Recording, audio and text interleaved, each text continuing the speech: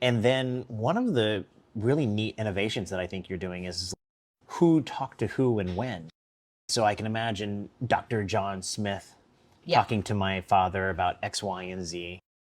And with my sister in the room, she takes those notes and it's recorded or whatever. Yeah. And then 6 months later, 5 months later, whatever, I go and I'm now participating for whatever reason.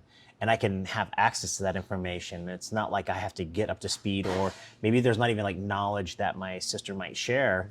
If you're trying to transfer that to me, she might lose something or say something incorrectly along the way. Yeah. Whereas if it's in my health hatch, it's all right there. Yeah, that's a really good point. And that's one of the major cruxes of the issue that we found. There was 6 of us, and again, two my siblings and I, 6.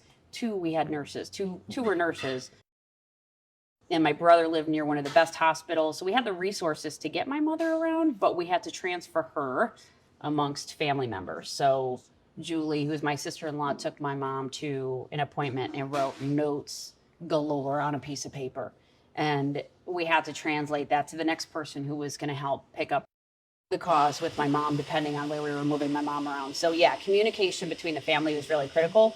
At the time, back when we dealt with it, it was a lot of text messages. And you can imagine how people love group text messages of, here's what's going on with mom, or here's what's going on with dad. Everybody plays a role. I'm fortunate, there were 6 of us. They say the average number of caregivers per person is 7. So you think about coordinating 7 people, and that includes doctors, and they don't have a way to communicate.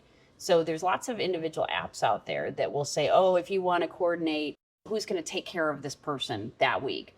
But the records, the notes, the labs, the tests, everything that you do that doesn't transfer with that, you're just constantly, I remember I sat in the hospital with a bag over my shoulder, 15 pounds of my mom's different records. Yeah. And then it was like, nobody would go into the doctors with my mom. They would call me because I had all the records and I was the most capable at handling that conversation. You can't do that anymore. You can't, especially with your kids, even with my scenarios, my mom, but with a lot of people, it's their kids. They want to send their husband. Let's talk about wives. Is the caregivers generally, we all know that, I hate to say this, guys, but women are like, I think it's like 76% of the caregivers are women. It's still a realistic scenario. And the woman who says, hey, can you take John to the doctor? And the dad's like, what do you want me to do? And he doesn't know what he's doing. So you think about that scenario where he can walk in with the records, with the questions mom wants you to ask of the doctor.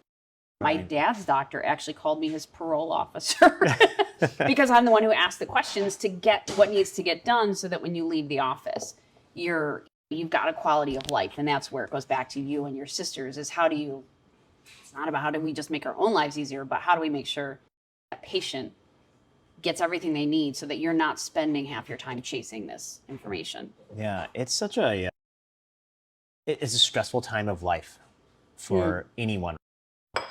When anybody's ill, whether it be a spouse or a sibling or a parent or even horribly, maybe even a child of yours, and you're having to maintain them, you just don't want to be dealing with the minutia of paperwork.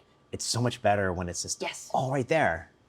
And surprisingly, nobody's thought of this. I've seen like people trying to solve bits and pieces of this. Yeah. And I know like Fidelis has an app or some other, all these different people have apps, but it's nothing comprehensive. Like even my Apple Watch and my Apple phone and stuff. I have apps that kind of do it, but don't. This is where you come in, right? Yeah. Yeah. That's a good way to explain it. You probably explained it better than I could. They do it, but they don't. And I find myself saying that when people say, what are you different? And I say, we can pull everything, all of that data. And one of the challenges with the technology system that the healthcare system has built upon is it's built in silos.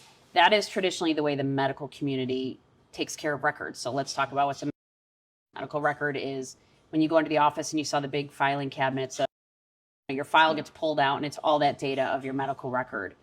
That is in every doctor office. Now you've got wearables like your Apple Watch. Your medical data is starting to disperse. And so it's everywhere. And so the ability to pull that into one app or one view has been a big challenge for the medical community.